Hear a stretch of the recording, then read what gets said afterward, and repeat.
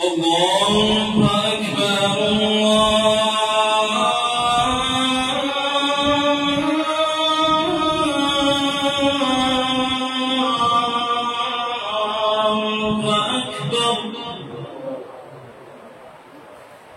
أشهد أن لا إله إلا الله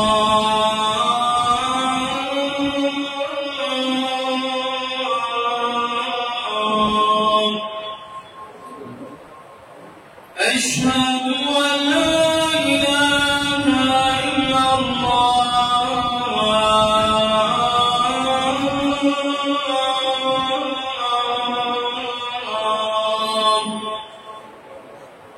أشهد أن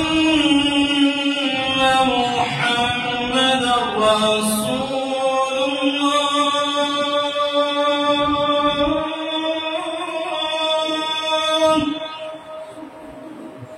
أشهد أن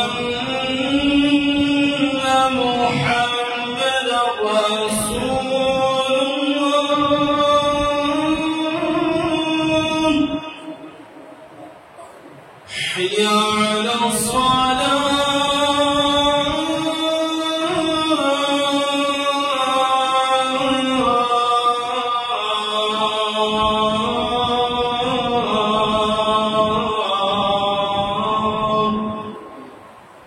حي على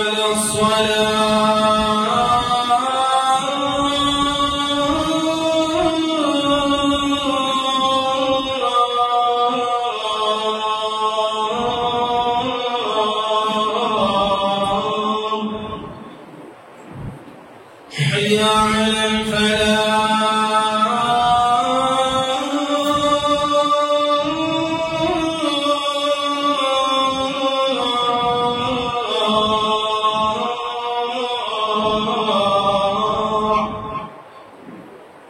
حي على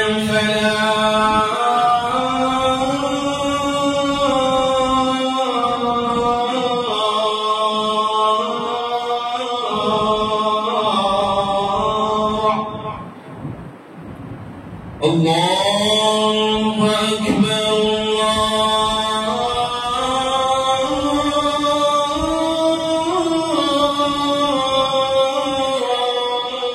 الله أكبر لا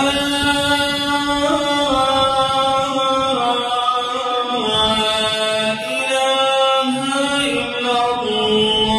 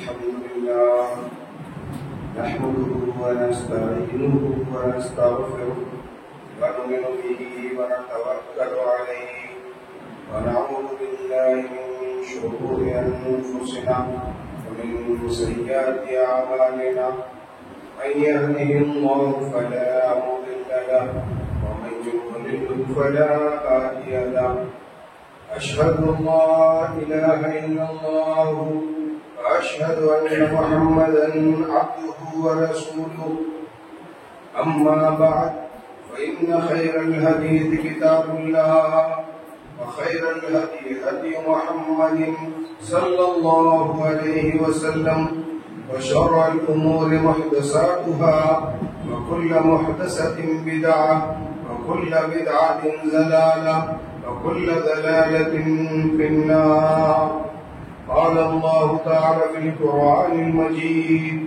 والفرقان الحميد أعوذ بالله من الشيطان الرجيم بسم الله الرحمن الرحيم قل هو الله أحد الله الصمد لم يلد ولم يولد ولم يكن له كفوا أحد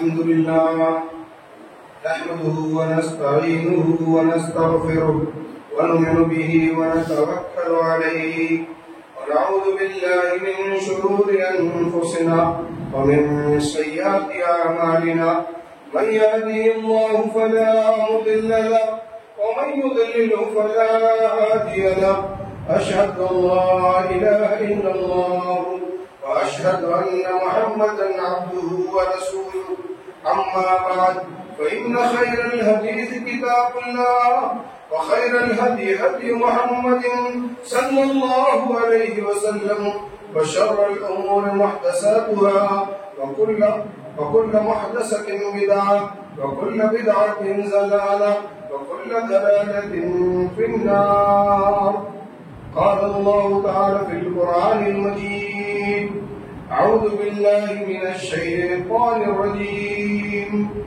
بسم الله الرحمن الرحيم اقرأ باسم ربك الذي خلق الإنسان من علق اقرأ وربك الأكرم الذي علم بالقلم علم الإنسان ما لم يعلم وقال النبي صلى الله عليه وسلم طلب العلم فريضة على كل مسلم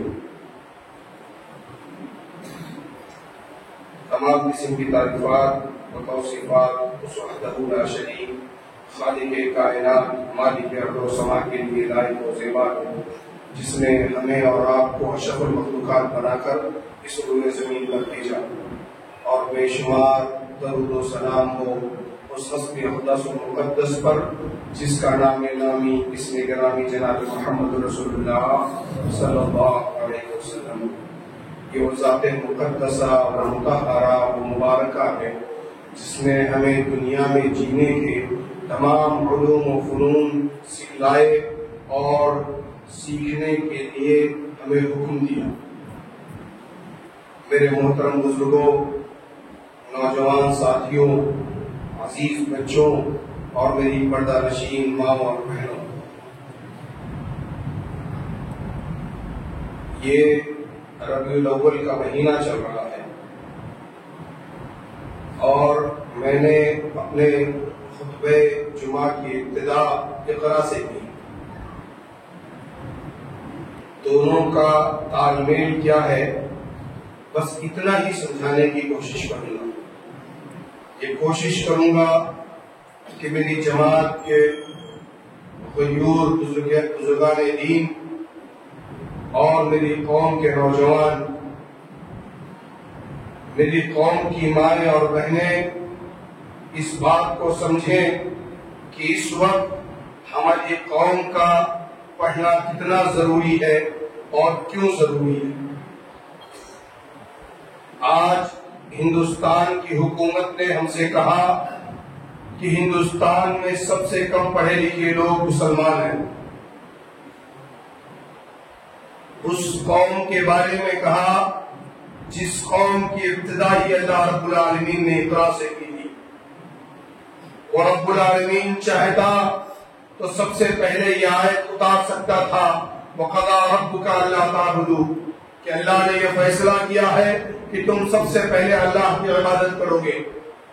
وہ چاہتا تو یہ کہہ سکتا تھا کہ تم سب سے پہلے اللہ کی توحید کا اقرار کرو، لیکن اللہ رب العالمین نے اپنے مذہب اسلام کی ابتدا مکہ المکرمہ سے کی تھی، اور مکہ مکرمہ کے حالات تواریخ میں آپ پڑھو گے، وقت نہیں ہے ورنہ میں اس پر بھی جھلکیاں نگاہیں ڈالتا، ان کی وہاں کی جھلکیاں دکھلاتا، تو یہ بات سمجھنے میں اور آسان ہو جاتی۔ اللہ رب العالمین نے اس دین کی جو محمد رسول اللہ صلی اللہ علیہ وسلم پر نازل کیا اس کی ابتدائی اقرا سے کی، کہا ہے میرے محمد رسول اللہ صلی اللہ علیہ وسلم کی امت کے لوگوں پڑھو، یہ نہیں کہا کیا پڑھو۔ اور میں یہ بات ہمیشہ کہتا ہوں، میرے دین نے کبھی نہیں روکا ہے کہ تم ڈاکٹر بنو، تم انجینئر بنو، تم IAS IPS آفیسر بنو، تم جج اور وکیل بنو، تم سیاست میں جا کر دنیا کی سب سے اعلیٰ کرسی پر بیٹھو۔ میرے مذہب اسلام نے کبھی نہیں روکا ہے، بلکہ مذہب اسلام نے اس کی ترغیب دلائی کہ مذہب اسلام کے بچے تعلیم کو حاصل کریں، دنیا کے تمام علوم و فنون کو حاصل کریں۔ لیکن میرے رب نے جب کہا اقرا پڑھو تو آگے کہا بِاسْمِ رَبِّكَ الَّذِي خَلَقَ۔ تمہاری تعلیم کیسی بھی ہو لیکن رب کی وحدانیت کا اقرار اور رب کو سمجھنا یہ ضروری ہے۔ تعلیم دنیا کی کوئی بھی ہو، تربیت اسلامی ہونی چاہیے۔ اگر ایک ڈاکٹر اسلامی تربیت پا کر ڈاکٹر بنے، وہ اپنے آپریشن تھیٹر سے جب باہر نکلے گا، حی علی الصلاۃ حی علی الفلاح کی آواز سنے گا، مسجد میں آئے گا اور مصلی امامت پر کھڑا ہو کر اپنے پورے گاؤں اور قوم کی امامت کرائے گا، تو یہ بات سمجھ لینا کہ مذہب اسلام کا عروج پھر سے شروع ہو گیا۔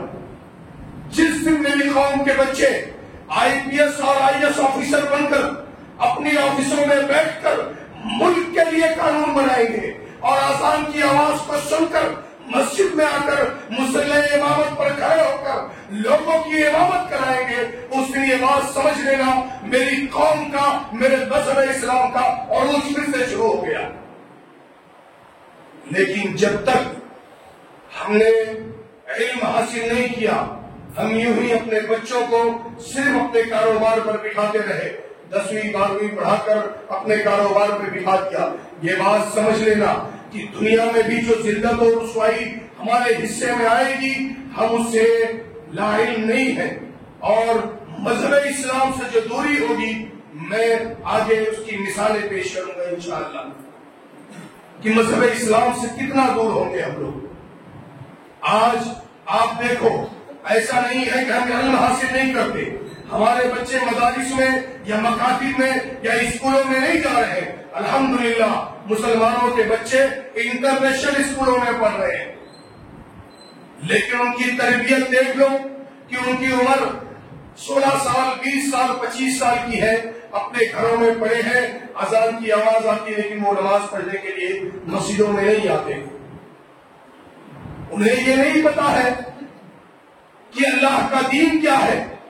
اللہ رب العالمین نے محمد رسول اللہ صلی اللہ علیہ وسلم پر جو دین نازل کیا تھا اس کا تقاضا کیا؟ بس ہم صرف نام کے مسلمان، ہم صرف نام کے مسلمان بچے ہیں کہ ہم مسلمان ہیں عبداللہ اور عبد الرحمن، اور ہم نے یہ دعویٰ کر رکھا ہے کہ ہم جنت میں داخل ہوں گے۔ یہ ہمارا دعویٰ۔ میں تمہیں بتلاؤں کہ اللہ کے نبی صلی اللہ علیہ وسلم نے ایک صحابی سے کہا کہ اے میرے ساتھی، میں چاہتا ہوں کہ تم عبرانی زبان سیکھ لو۔ مذہب اسلام کے جو سفیر آتے جاتے ہیں ان کو ضرورت پڑتی ہے، وہ یہ زبان سمجھ نہیں پاتے۔ یہ میرے نبی کے تربیت یافتہ نوجوان تھے، 15 دن کے اندر عبرانی زبان سیکھ کر اس کو بولنا، پڑھنا اور لکھنا محمد رسول اللہ صلی اللہ علیہ وسلم کے سامنے پیش کر دیا۔ میری قوم کے بچے کبھی کمزور نہیں رہے الحمدللہ، کیونکہ میرا کلام کہتا ہے جس پر میرا ایمان ہے۔ میرے نبی کو مخاطب کرتے ہوئے رب نے کہا قُلْ هَلْ يَسْتَوِي الَّذِينَ يَعْلَمُونَ وَالَّذِينَ لَا يَعْلَمُونَ، کیا برابر ہو سکتے ہیں وہ لوگ جنہوں نے علم حاصل کیا ہے اور جو ان پڑھ لوگ ہیں؟ کبھی برابر نہیں ہو سکتے۔ جنگ بدر میں جب 70 قیدی پکڑ گئے، مسلمانوں کو اس وقت مال کی بہت ضرورت تھی، لیکن میرے محبوب نے کہا جس کو پڑھنا لکھنا آتا وہ ہمارے بچوں کو پڑھائے، ہم اسے آزاد کر دیں گے۔ علم کی یہ اہمیت، علم کی یہ فضیلت، اور وہ شخص جو خود عالم ہو، عالم سے مراد عالم دین نہیں، میں کبھی یہ بات نہیں کہتا کہ پورا گاؤں، پوری بستی، پورا سماج مولوی بن جائے، نہیں، نہ میں نے کہا، نہ میرے رب نے کہا، نہ محمد رسول اللہ صلی اللہ علیہ وسلم نے کہا۔ تم دنیاوی علوم حاصل کرو، لیکن تم میں کچھ جماعت ایسی ہونی چاہیے، کچھ لوگ ایسے ہونے چاہیے جن کے 3 بیٹے ہیں، ان کو چاہیے کہ اپنے ایک بیٹے کو عالم دین بنائے، ایک کو ڈاکٹر بنائے، ایک کو IAS IPS آفیسر بنائے۔ کیوں؟ وہ جو بچہ عالم دین بن کر آئے گا، اگر تمہارے بچے کم ہو تو کم سے کم تمہاری نسلوں میں ایک عالم دین ہونا چاہیے۔ تم 3 بھائی ہو، 4 بھائی ہو، 2 بھائی ہو ایک باپ کے، ان سب بھائیوں کا کوئی ایک بچہ عالم دین ہونا چاہیے، باقی سب دنیا کی تعلیم حاصل کریں۔ بتلاؤں گا کیوں عالم دین ہونا چاہیے، ضرورت کیوں ہے اس کی۔ تم جو بھی علم حاصل کرو، کوئی مسئلہ نہیں، علم کی بڑی عزت اور بڑی فضیلت اور بڑی اہمیت ہے۔ امام بخاری رحمہ اللہ علیہ کو جانتے ہو؟ امام بخاری رحمہ اللہ علیہ جب بخارا میں درس دیتے تھے، 16 ہزار طالب علم ایک ایک درس میں بیٹھتے۔ بادشاہ سے کسی بات پر اندن ہوئی، بادشاہ نے ان کو اپنے شہر سے نکال دیا، کہا ایک شہر میں 2 بادشاہ نہیں ہو سکتے، کہا میرا شہر خالی کرو، چلاؤ تم کر دیا۔ 16 سال کے بعد بادشاہ کے دل میں رحم آیا، اس نے کہا کہ امام بخاری رحمہ اللہ علیہ کو پھر سے بلا۔ ان کا خبر پہنچائی گئی، جس دن امام بخاری رحمہ اللہ علیہ بخارا میں تشریف لا رہے تھے، میں علم والوں کی بات کر رہا ہوں کہ ان کی کتنی اہمیت دنیا کی نظر میں، اللہ کی نظر میں جو اہمیت ہے وہ آگے بتلاؤں۔ کہتے ہیں کہ بادشاہ اپنے چھت پر چڑھا، اس کی ملکہ ساتھ میں تھی، ملکہ نے پوچھا اے بادشاہ کیا وجہ ہے کہ آج ہمارے شہر کے تمام بازار سنسان ہیں، گلیوں میں سناٹا ہے، کیا وجہ ہے؟ کہا میری ملکہ تجھے نہیں پتا، آج علم و ہنر کا وہ بندہ ہمارے شہر میں آ رہا ہے کہ اس کی مثال کہیں کہیں ملتی ہے، پورا شہر اس کے خیر مقدم کے لیے صدر دروازے پر کھڑا اس کا انتظار کر رہا۔ ایک درس میں 16 ہزار لوگ بیٹھتے تھے اور پورے شہر میں کئی لاکھ لوگ رہتے ہوں گے۔ اب آپ سوچو کہ اگر کوئی بڑا آدمی بھیونڈی شہر میں آئے اور بھیونڈی پورا شہر ہائی وے پر آ کر کھڑا ہو جائے اس کے استقبال کے لیے، تو کتنی بڑی بات ہے۔ علم والوں کی اہمیت اور فضیلت، اس لیے علم کا حاصل کرنا ضروری ہے۔ اللہ رب العالمین نے بے شمار جگہوں پر علم والوں کی اہمیت اور فضیلت کو اجاگر کیا۔ کتنی بڑی بات اللہ کے نبی صلی اللہ علیہ وسلم نے کہی، جانتے ہو کیوں کہتا ہوں کہ میں کسی ایک بچے کو عالم دین بناؤں؟ کہا ان اللہ و ملائکتہ واہل السماوات والارضین حتی النمل فی جحرها وفی روایت اخرى ونینان البحر یصلون علی معلم الناس الخیر، کہ اللہ رب العالمین اس کے فرشتے آسمان میں جتنی نورانی مخلوقات ہیں سب، زمین میں جتنی مخلوقات ہیں سب، یہاں تک کہ چونٹیاں اپنے سوراخ اور مچھلیاں اپنی سمندروں میں، اپنے تالابوں میں اس شخص کے لیے دعائیں خیر کرتی ہیں جو شخص اپنے گھر سے نکلتا ہے لوگوں کو بھلائی کا حکم دینے کے لیے، لوگوں کو برائی سے روکنے کے لیے۔ اسی لیے کہتا ہوں اپنے کسی ایک بچے کو عالم دین بناؤ، جو تمہیں یہ سکھلائے گا، یہ بتلائے گا کہ میرے نبی پر یہ آیت نازل ہوئی تھی الیوم اکملت لکم دینکم واتممت علیکم نعمتی ورضیت لکم الاسلام دینا، کہ آج دین مکمل کر دیا گیا۔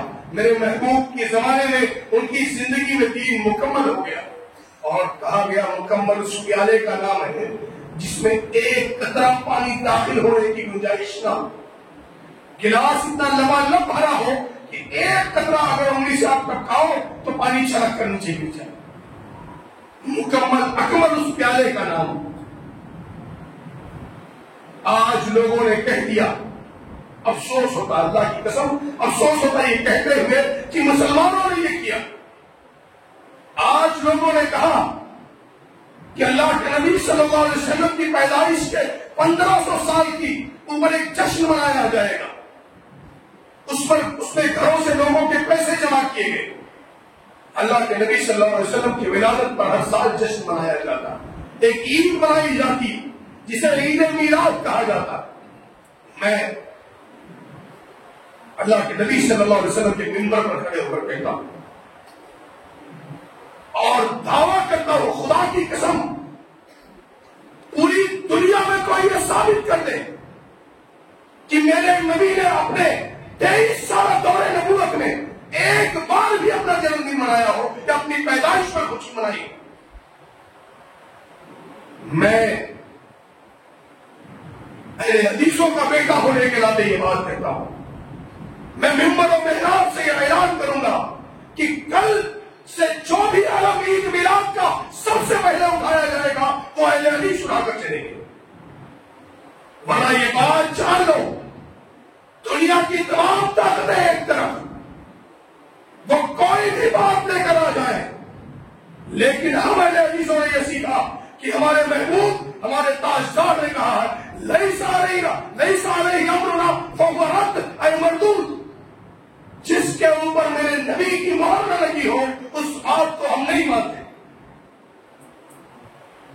کتنا بھی خوبصورت کاغذ لے کر نکل جاؤ بازار میں کتنا بھی خوبصورت کلر کر کے اس سے کچھ سامان خرید لاؤ اگر اس پر حکومت کی مہر نہ لگی ہو تم مجھ سے کہو گا وہ چیز ہارنے کو تیار ہے. حکومت کی مہر کے بغیر سارے کاغذ کے ٹکڑے یہ کاغذ کے ٹکڑے ہیں لیکن اگر اسی کاغذ کے ٹکڑے پر حکومت کی مہر لگ جائے تو دنیا کی تمام چیزیں تمہارے ختم ہوں. یہی بات میرے نبی جناب محمد رسول اللہ صلی اللہ علیہ وسلم. بہت سارے لوگ یہ مثال سمجھا نقلی نوٹوں میں پھنس جاتے ہیں لیکن جو نوٹوں کے جانکار ہیں جو بینک میں بیٹھے ہوئے اس کے جانکار ہیں وہ کبھی نقلی نوٹوں کے چکر میں نہیں پھنستے. جانتے ہو کیوں؟ کیونکہ انہیں علم ہوتا ہے کہ یہ نقلی ہے یہ اصلی ہے. الحمدللہ یہی وجہ ہے کہ اہل حدیث کبھی نقلی چیزوں میں نہیں پھنستے. تم کوئی بھی چیز دنیا کی لے کر آؤ اور کہہ دو یہ محمد رسول اللہ صلی اللہ علیہ وسلم نے کہا ہے تو فوراً ترازو نکال کر ترازو پر تولنے لگتے ہیں. محدثین نے کیا کہا اس بات کے بارے میں؟ ائمہ نے کیا کہا اس بات کے بارے میں؟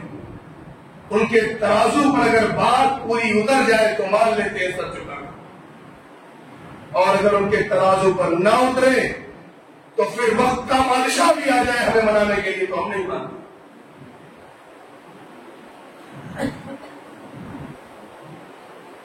امام احمد ابن نصر رحمہ اللہ علیہ کو صرف اس بات کے لیے شہید کر دیا گیا تھا کہ بادشاہ نے کہا تھا کہ جنت میں جانے کے بعد کسی کو بھی اللہ کا دیدار نہیں ہو اور جو بات یہ کہے گا میں اس کو قتل کر دوں گا. بادشاہ نے یہ بات کہی. امام احمد ابن نصر رحمہ اللہ علیہ اگلے ہی جمعے کو منبر پر کھڑے ہوئے اور کہا بادشاہ جھوٹا ہے اس نے جھوٹی بات کہی ہے.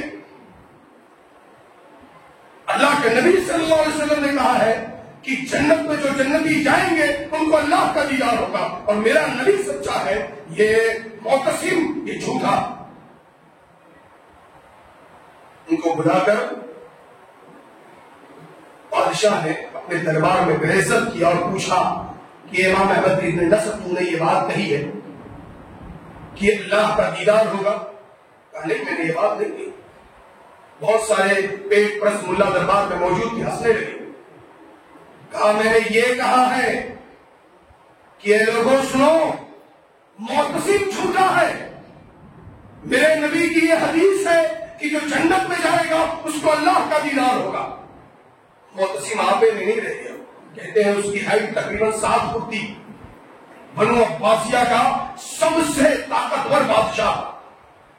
تلوار نکال کر امام احمد ابن نصر کے سر پر مارا اور تلوار سر کو چیرتی ہوئی دونوں پیروں کے بیچ سے نکل گئی. لیکن محمد رسول اللہ صلی اللہ علیہ وسلم کی بات کے ساتھ کوئی سمجھوتا نہیں. پورا معاشرہ ایک طرف ہو, تمہارا خاندان ایک طرف ہو, تمہارا گھرانہ ایک طرف ہو, تمہارا شوہر تمہارے مخالف کھڑا ہو, تمہاری بیوی تمہارے مخالف نہیں ہو, لیکن بات اگر محمد رسول اللہ صلی اللہ علیہ وسلم کی دین کی آ جائے تو دنیا کی تمام چیزیں جوتے کی نوک پر. اللہ کے دین پر عمل ایسے کرو کہ جب موت آئے اور حشر کے دن اٹھائے جاؤ گے تو یہ یقین ہونا چاہیے کہ جب رب پوچھے گا کیا کر کے آئے ہو تو یہ کہنے کی طاقت ہونی چاہیے اللہ بے شمار گناہ کر کے آئے ہیں, اتنے گناہ کر کے آئے ہیں اللہ کہ ہم گن نہیں سکتے اور گنا نہیں سکتے, لیکن میرے رب جب بات تیرے دین کی آئی تو کسی سے کمپرومائز نہیں کیا, اللہ گلا کٹا کر آئے. یہ ہمت اور یہ طاقت ہونی چاہیے اللہ کے دین کی. آج لوگ کہتے ہیں کہ عید میلاد منایا جائے, اسی لیے کہتا ہوں کہ علم حاصل کرو, اگر علم ہوگا تو پھر کبھی گمراہ نہیں ہوگے.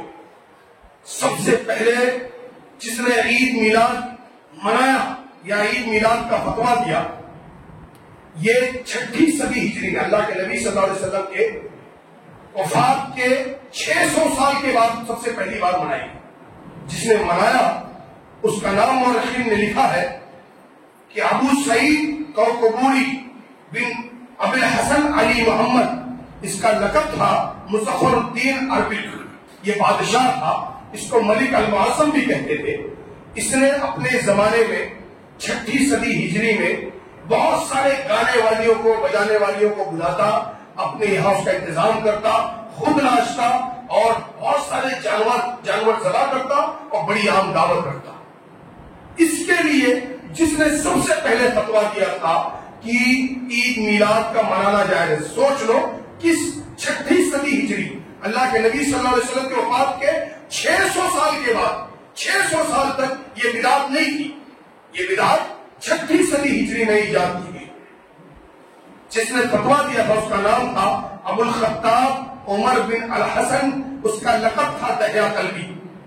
اس کے بارے میں ابن نجار لسان المیزان میں لکھتے ہیں کہ یہ بڑا جھوٹا بدتمیز اور مغرور قسم کا انسان تھا اور یہ سلف صالحین پر جھوٹ باندھتا تھا اور علماء کو برا بھلا کرتا تھا.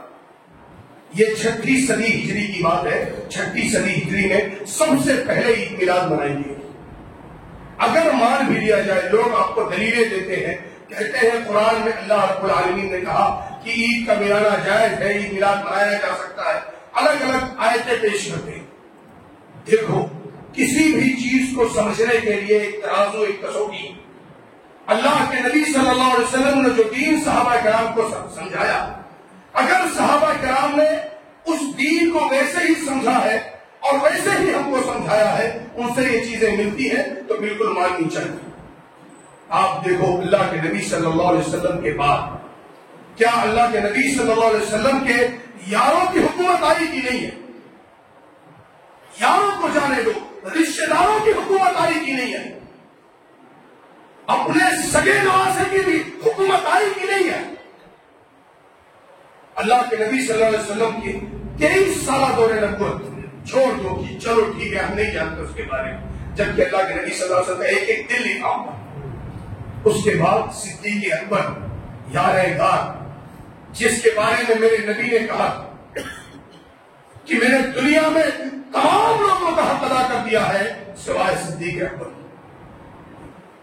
وہ صدیق اکبر جس کو میرے نبی نے اپنے زمانے میں اپنی زندگی میں اپنے مسلح پر کھڑے ہونے کا حکم دیا تھا کہ میرے مسلح پر کھڑے ہو کر لوگوں کی امامت کرو, اور اس سے بھی بڑی بات یہ کہی تھی کہ جس محفل میں جس مجلس میں ابو بکر صدیق رضی اللہ تعالیٰ عنہ موجود ہو کوئی دوسرا امامت نہیں کرا سکتا. لوگ حضرت ابو بکر صدیق کی بھی امامت پر انگلی اٹھاتے ہیں. کبھی موقع ملا تو انشاءاللہ بتلاؤں گا کہ جس دن حضرت ابو بکر صدیق نے نماز پڑھائی تھی اللہ کے نبی صلی اللہ علیہ وسلم کے زمانے میں, تمام اہل بیت کے لوگ ان کے پیچھے مقتدی بن کے نماز ادا کر رہے تھے اور تمام کے تمام موجود تھے. وہ ابو بکر صدیق رضی اللہ تعالیٰ عنہ 2 بار ان کے زمانے حکومت میں یہ دن آیا 12 ربیع الاول پر, جس کے بارے میں اس تاریخ کے پیدائش اور وفات پر بحث نہیں کر رہا ہوں. اس پر بحث کروں تو شاید دنیا کے اکثر لوگ یہ ثابت ہی نہیں کر پائیں گے کہ اللہ کے نبی صلی اللہ علیہ وسلم 12 ربیع الاول کو پیدا ہوئے.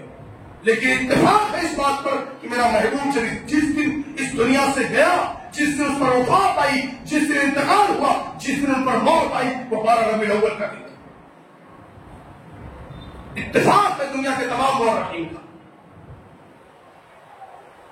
2 بار یہ دن آیا، لیکن ایک بار بھی کوئی جشن نہیں، کوئی نماز نہیں، کوئی نیا کپڑا نہیں، کوئی کھانا نہیں، کوئی نعرے بازی نہیں۔ حضرت عمر فاروق رضی اللہ تعالیٰ 24,000 مربع میل کا حکمراں، جس کا نام سن کر دنیا یہودیت و عیسائیت میں زلزلہ برپا ہو جاتا، جو ایک تہائی دنیا بچی تھی نا، وہ اپنا جزیہ لے کر مارے ڈر کے عمر فاروق کے پاس پہنچ جاتی۔ وہ عمر فاروق جو اللہ کے نبی صلی اللہ علیہ وسلم کی ایک بات پر اپنی جان قربان کرنے کو تیار تھا، رضی اللہ تعالیٰ۔ 10 بار ان کے دور خلافت میں یہ دن آیا، 10 بار۔ جاؤ سیرت کی تمام کتابیں اٹھاؤ، ایک بار ثابت کر دو کہ حضرت عمر بن خطاب رضی اللہ تعالیٰ نے یہ دن منایا ہے، یہ عید میلاد منایا ہے۔ خدا کی قسم ہم سجدہ سو کر کے تمہاری بات ماننے کو تیار ہیں۔ اپنا داماد عثمان ذو النورین رضی اللہ تعالیٰ، اس کے زمانے حکومت میں یہ دن آیا کہ نہیں ہے؟ اپنا جسازاد بھائی علی حیدر قرار رضی اللہ تعالیٰ، ان کی زندگی میں یہ دن آیا کہ نہیں آیا؟ اپنا نواسا حضرت حسین، حضرت حسن رضی اللہ تعالیٰ، ایک بار ان کی حکومت میں بھی یہ دن آیا۔ جاؤ تاریخ کی کتابیں اٹھاؤ اور ثابت کر لو کہ ہاں انہوں نے منایا ہے۔ اللہ کی قسم ہم اپنے علم کو کم علمی پر رکھتے ہوئے تمہاری بات کو مان کر تمہارے ساتھ سب سے آگے چلنے کو تیار۔ لیکن اگر کسی نے نہیں منایا، نہ ائمہ کی جماعت میں سے کسی نے منایا، نہ محدثین نے منایا، نہ مفسرین نے منایا، نہ علماء نے منایا، تو تم نے یہ دین کہاں سے لایا ہے؟ ہم کو وہ بھی بتلا دو۔ یا تو تم ثابت کر کے ہمیں اپنے ساتھ شامل کر لو، یا اللہ کے اس دین پر جو محمد رسول اللہ صلی اللہ علیہ وسلم پر نازل ہوتا اور اس کی اتباع کرو اور اللہ کے نبی صلی اللہ علیہ وسلم کی اطاعت پہ لگ جاؤ، ان خرافات سے بچو۔ اسی لیے کہتا ہوں کہ علم کا ہونا ضروری، علم کا ہونا ضروری ہے۔ علم نہیں ہے تو دنیا کی بدعت و خرافات میں ملوث ہو جاؤ گے، اور اگر علم نہیں ہے تو دنیا کی نگاہوں میں ذلیل و خوار بھی رہو گے۔ علم حاصل کرو اور سب سے پہلے دین کا علم حاصل کرو۔ اللہ کے نبی صلی اللہ علیہ وسلم نے کہا خیرکم من تعلم القرآن وعلمہ۔ اس روئے زمین کے سب سے بہتر وہ لوگ جو قرآن کا علم حاصل کرتے ہیں اور لوگوں کو قرآن سکھاتے ہیں، ان سے بہتر کوئی نہیں اس روئے زمین۔ اپنے بچوں کو حافظ قرآن بناؤ، اپنے بچوں کو عالم دین بناؤ۔ اس کے بعد وہی لوگ وہ نہیں کہ بچہ بس حفظ کر لیا ہے یا چند کلاس عالمیت بھی پڑھ لیا، نہیں، اپنے بچوں کو اعلیٰ تعلیم کے لیے باہر بھیجو۔ ایک وقت کا کھانا کم کھاؤ، اپنے بچوں کو بڑھاؤ، اپنی بچیوں کو بڑھاؤ۔ اللہ کی قسم اگر ہماری بچیاں بے دین ہو گئی ہماری نسلیں برباد ہو جائیں گی، اگر ہماری بیٹیاں اور بچیاں باعلم ہو گئی ہماری نسلیں نیک اور پرہیزگار ہو جائیں گی۔ تاریخ اٹھا کر دیکھ لو، اس روئے زمین پر جتنے بڑے بڑے علماء، ائمہ، محدثین آئے ہیں، سب کو ان کی ماں نے تیار کیا۔ امام بخاری رحمہ اللہ علیہ، باپ کا انتقال ہو گیا، ماں نے اللہ سے دعا کی، روشنی واپس آئی، اندھے تھے بچپن میں، روشنی واپس آئی، اور پھر اس کے بعد ماں نے انتظام کیا، پڑھے اور پڑھ کر امام المحدثین بن گئے۔ امام شافعی رحمہ اللہ علیہ لکھتے ہیں میری ماں فجر سے پہلے میری پگڑی تیار کر دیا کرتی تھی۔ اپنے بیٹے کو فجر سے پہلے اٹھا کر اس کی پگڑی اس کے سر پر رکھنا، مطلب فجر کی نماز کے لیے بچہ جا رہا، ماں اس کی تیاری کر رہی، زمانے کے امام بنتے۔ محمد جن کو دنیا سلطان محمد فاتح کے نام سے جانتی. 10 سال کی عمر میں ماں سے پوچھتے ماں وہ شہر کون سا ہے؟ ماں کہتی بیٹا جب فجر کی نماز پڑھا پھر بتاؤں گی کہ وہ شہر کون سا ہے. بتایا بیٹا وہ شہر قسطنطنیہ ہے جس کے بارے میں تیرے محبوب نے نسائی نے کہا ہے کہ جو شہر کو فتح کرے گا اس لشکر کی بڑی عظمت ہے، وہ جنتی لشکر ہے. میرے بیٹے میں چاہتی ہوں کہ تو اس لشکر کا سپہ سالار بن کر 20 سال کی عمر میں اپنے ملک کے حاکم بنے. 21 سال کی عمر میں لشکر تیار کیا، خود امیر لشکر بنے اور اس ملک پر حملہ کر لیا، قسطنطنیہ فتح کر لیا. ماں اگر تربیت کرنے پر آ جائے تو اس کا بیٹا آج بھی 21 سال کی عمر میں چیف جسٹس بننے کی طاقت رکھتا ہے. لیکن اگر ماں جاہل ہو تو اولاد کچھ نہیں کر سکتی. اسی لیے کہتا ہوں کہ اگر بیٹیاں بے علم ہوئی، جاہل ہوئی تو نسلیں تباہ ہو جائیں گی، اور اگر بیٹیاں پڑھ لی تو تمہاری نسلیں آباد ہو جائیں گی. اس لیے اپنی بیٹیوں کو بھی پڑھاؤ، زیادہ سے زیادہ پڑھاؤ. علم کو اتنا علم دو کہ دنیا تمہارے سامنے سر جھکا کر جائے. وقت ختم ہو گیا، گھڑی چل رہی. آخر بندہ رب العالمین سے دعا ہے، اے پروردگار عالم، اے میرے رب العالمین، میرے قوم کی حالت تجھ سے چھپی ہوئی نہیں ہے اللہ، لیکن میرے رب تیرا وعدہ ہے، تو نے اپنے قرآن میں کہا وَإِذَا سَأَلَكَ عِبَادِي عَنِّي فَإِنِّي قَرِيبٌ أُجِيبُ دَعْوَةَ الدَّاعِ إِذَا دَعَانِ فَلْيَسْتَجِيبُوا لِي. جب تیرے بندے پکارتے ہیں تو اس پکار کو سنتا ہے اور قبول کرتا ہے. اے اللہ میرے قوم کی حالت کو سدھار دے. اے اللہ میرے بچوں کو میرے آنے والی نسلوں کا اللہ مباعث بنا دے.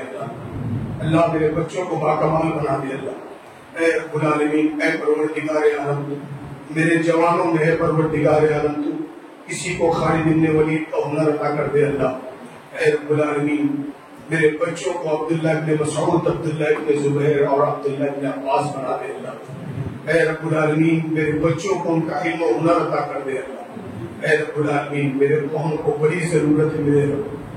میرے قوم میں ایک ابو عبیدہ بن جراح پھر سے پیدا کر دے. اللہ اے میرے رب العالمین، میرے قوم کے جوانوں کو صلاح الدین ایوبی کا ہنر عطا کر دے. اللہ اے رب العالمین، اے پروردگار عالم، ہم گناہگار خطا کار، اللہ پھر بھی تجھ سے دعائیں کرتے ہیں، امید ہے تجھ سے. اللہ پوری امید سے تجھ سے دعا مانگتے ہیں. اللہ اے اللہ میرے قوم کے جوانوں کو موسیٰ بن نصیر بنا دے. اللہ میرے قوم کے بچوں کو صلاح الدین ایوبی کا ہنر عطا کر دے. اللہ میرے بچوں کو محمد بن قاسم بنا دے. اللہ اے رب العالمین، میرے ان بزرگوں کو صدیق اکبر عمر فاروق کا ہنر عطا کر دے. اللہ اے رب العالمین، میرے مالداروں کو عثمان ذو النورین کا جگر عطا کر دے. اللہ میرے جوانوں کو علی کا ڈھال بنا دے. اللہ اے اللہ میری قوم میں سے جو سیاست میں جانا چاہتے ہیں، اے رب العالمین انہیں حضرت امیر معاویہ کا ہنر عطا کر دے. اللہ میری قوم کو صحابہ سے بنا دے. اللہ میری قوم کی حفاظت کر لے. اللہ میری قوم کو پڑھا لکھا بنا دے. اللہ اے رب العالمین، میری ماؤں کو اماں خدیجہ کا ہنر عطا کر دے. اللہ اے رب العالمین، میری جوان بہنوں کو اماں عائشہ کی حیا عطا کر دے. اللہ میری بیٹیوں کو حضرت فاطمہ الزہرا کا پردہ عطا کر دے. آمین. باقر دعوانا الحمدللہ رب العالمین. اے مات اللہ کے رسول کو صلی اللہ علیہ وسلم والحساب وعیدائی بالقرب وعیدائی بالواجب تعلم کذا تغرب اللہ يذكركم ويستجيب لكم. أجل عليكم السلام عليكم.